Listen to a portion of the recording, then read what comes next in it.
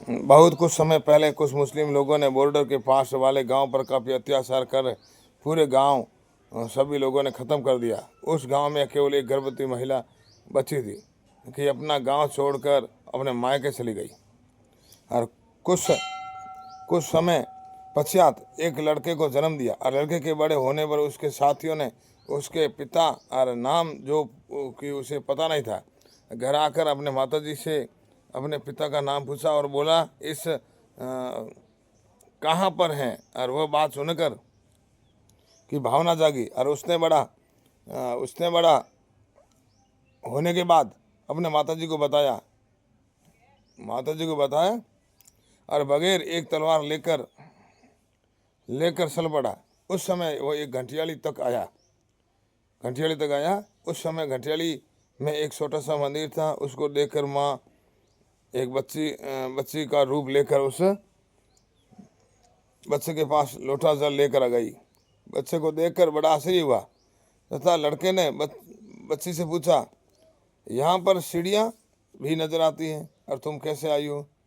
तब बच्ची बोली, पहले आप पानी पियो, तब मैं बाद में बताऊंगी। लड़के को पानी पीने के बाद काफ़ी शक्ति मिली और क्योंकि वह काफ़ी प्यासा था। तब बाद में बच्ची ने कहा, आज जिस कार्य के लिए तुम आए हो वह पूर्ण होगा। इस बात को सुनकर लड़के ने कहा, तुमको क्या पता है हम इस कार्य के लिए आए हैं? हम जाकर किस प्रकार बदला लूंगा? माँ ने कहा, बेटे मेरी कृपा से तुमको ऐसा मौका मिलेगा, लेकिन तुम सिर्फ एक आदमी को मार देना। उसके बाद बाकी लोग अपने आप लड़कर ख़त्म हो जाएंगे। लड़के ने कहा कि माँ यदि ऐसा हुआ तो दोबारा मैं यहाँ आकर अपना शीश बलिदान करूँगा। माँ ने कहा, माँ होकर संतान बेटे की बलि कैसे ले सकती है? पहले तुम अपना कार्य पूरा करो। उसके बाद वह लड़का प्रसन्न होकर अपना कार्य करने के लिए चल पड़ा और लड़का एक गांव में पहुंचा जहां जाकर एक मुस्लिमों की बारात आ रही थी। लड़के ने आकर पिछले वाले बाराती को मारकर वहां से भाग लिया। तब बारातियों ने सोचा कि गांव वालों ने ही उस बाराती को मार दिया। उस बाद गांव वालों में आपस में इस बात पर झगड़ा हो गया तथा सब आपस में लड़कर मर गए।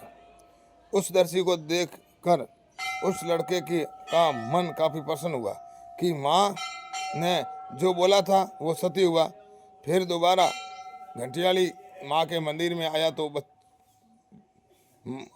तो माँ बच्ची के रूप में वहाँ नहीं थी।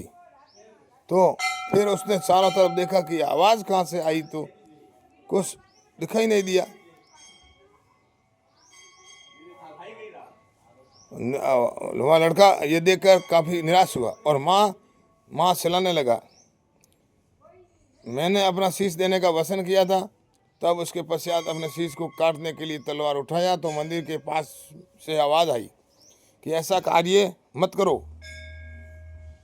फिर उसने चारों तरफ देखा कि आवाज़ कहाँ से आई, तो उसे कुछ दिखाई नहीं दिया। फिर वो अपना शीश काटने के लिए दोबारा वही आवाज़ आई। फिर उसने तीसरी बार शीश काटने लगा तो माँ ने आकर उसका हाथ पकड़ लिया